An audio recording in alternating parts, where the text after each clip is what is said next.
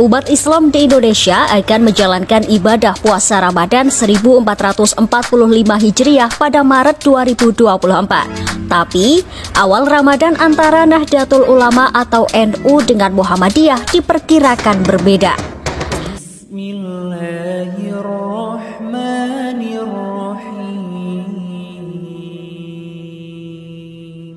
Assalamualaikum warahmatullahi wabarakatuh.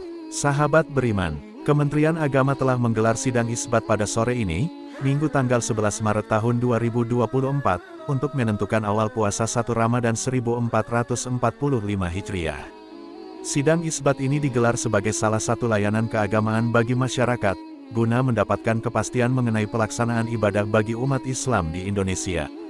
Tim Hisab dan Ruqyat Kementerian Agama akan dilibatkan dalam sidang isbat, yang dihadiri para duta besar negara sahabat dan perwakilan ormas Islam di Indonesia. Sidang isbat juga akan melibatkan perwakilan Badan Riset dan Inovasi Nasional serta Badan Meteorologi, Klimatologi, dan Geofisika, serta undangan pimpinan Majelis Ulama Indonesia dan Komisi 8 Dewan Perwakilan Rakyat, untuk hadir pada sidang isbat tersebut. Sidang diawali terlebih dahulu dengan seminar posisi hilal yang bersifat terbuka untuk umum dan bisa disaksikan secara daring.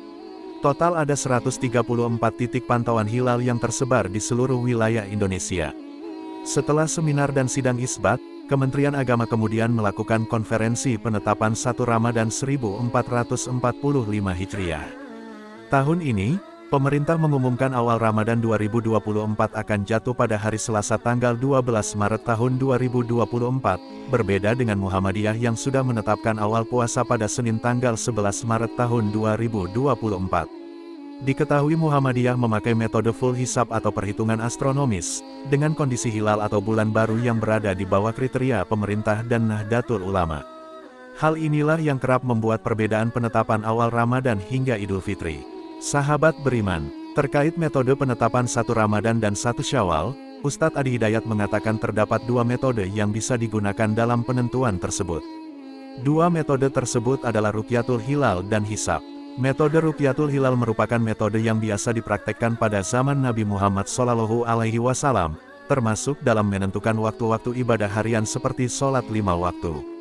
Sebagai seorang muslim sudah seharusnya kita lebih bijak dalam menyikapi perbedaan pendapat penetapan 1 Ramadan 1445 Hijriah. Perbedaan tersebut lantaran adanya metode, serta khususnya kriteria yang digunakan dalam penghitungan penetapan 1 Ramadan. Seperti yang disampaikan oleh Ustadz Adi Hidayat dalam tausiyahnya berikut ini. Nah, terkait dengan penetapan nanti 1 Syawal 1444 Hijrah, itu ketinggian hilalnya saat nanti ijtima' konjungsi yang akan berlangsung proses ru'yat itu di hari Kamis insya Allah. Ya, tanggal 20 April berarti ya, 2023 itu 29 Ramadan. Itu ketinggian hilalnya berdasarkan data hisab itu baru 1 derajat 5 menit. Yang secara ukuran hisab nampaknya akan kecil kemungkinannya terlihat, bahkan mendekati mustahil terlihat. Sehingga bagi yang mempraktikkan ru'yat itu diduga kuat itu akan menggenapkan. Karena ru'yat kan belum bisa dipastikan. Jadi sebetulnya nggak perlu ada komen saling bertentangan. Ya, oh ini beda nih misalnya dengan ketetapan pemerintah. Pemerintah belum menetapkan. Apa yang beda? Kalau orang hisab dari jauh-jauh pasti sudah bisa ya memprediksikan dan merencanakan. Tapi jangan dibenturkan dengan orang ru'yat. Oh ini beda sendiri. Beda gimana Joni? Kan belum dilihat. Kalau belum dilihat belum ketahuan. Kalau Anda menetapkan sudah ketahuan beda, berarti Anda pakai hisab. Kalau Anda pakai hisab, berarti hisab Anda salah. Ya kan? Jelas nggak maksudnya? Jadi nggak usah bertentang, nggak usah ribut. Jadi yang ru'yat tunggu nanti hari Kamis meru'yat. Begitu ketahuan, sudah hasil ru'yatnya konsisten untuk diamalkan. Selesai. Nggak usah komen kemana-mana. Yang hisab jangan merendahkan yang ru'yat. Ya, jangan mengatakan bahwa ini yang paling akurat misalnya, ini yang paling, tidak usah. Alhamdulillah, kami mengamalkan apa? Hisab. Bagi golongan hisab misalnya, alhamdulillah kami mengamalkan hisab. Bagi golongan hisab, insya Allah Idul Fitri kami karena sudah lewat di atas 0 pada hari Kamis itu, begitu maghrib datang, kan?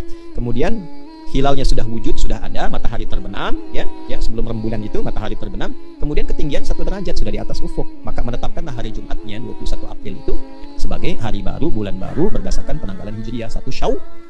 Maka yang pakai hisab itu besar kemungkinannya dan kuat kemungkinannya akan Jumat. Makanya dari sekarang ini nggak ada kaitan dengan ormas. Misalnya di sini Muhammadiyah misalnya pakai hisab, tapi tidak semua kan yang Muhammadiyah juga. Artinya bukan hanya Muhammadiyah yang menggunakan hisab. Mungkin personal-personal tertentu yang tahu, yang condong ke hisab, ya dia akan Jumat juga. Ya, Di Eropa itu pakai hisab juga. Ya, saya beberapa kali ada di Eropa. Ya, kemudian beberapa negara juga yang seperti negara-negara ya kayak Jepang misalnya, gitu kan? Yang mereka memang tidak ada seperti MUI-nya, Kementerian Agamanya dan sebagainya. Itu menggunakan data-data ya dari hisab. Di Amerika misalnya, ya menggunakan hisab karena bagi mereka kan itu negara industri. Industri itu butuh kepastian.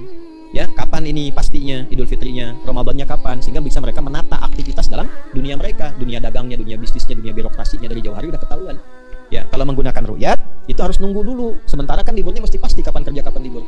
Itu di dunia selain di Indonesia, negara-negara selain Indonesia. Tapi yang pakai ru'yat juga ada nanti. Beberapa negara Timur Tengah ya pakai menggunakan apa?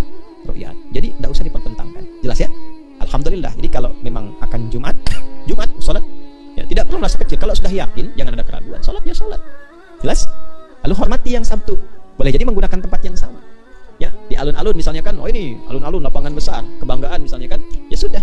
Yang Jumat fasilitasi di situ, pemerintah fasilitasi. Yang Sabtu fasilitasi. Jadi indah terasanya. Ya, bukan yang dibesarkan tuh bukan kenapa nggak bersatu? Kenapa? Anda belum paham berarti dasar penetapan dalilnya. Jelas? Ya, yang kunut aja ada, yang tidak kunut ada. Sekarang nggak ada masalah kan? Yang salah itu yang nggak sholat subuh kan? Hah? Jelas? Baik, jadi yang Jumat boleh. Kalaupun ada yang Sabtu boleh. Yang salah?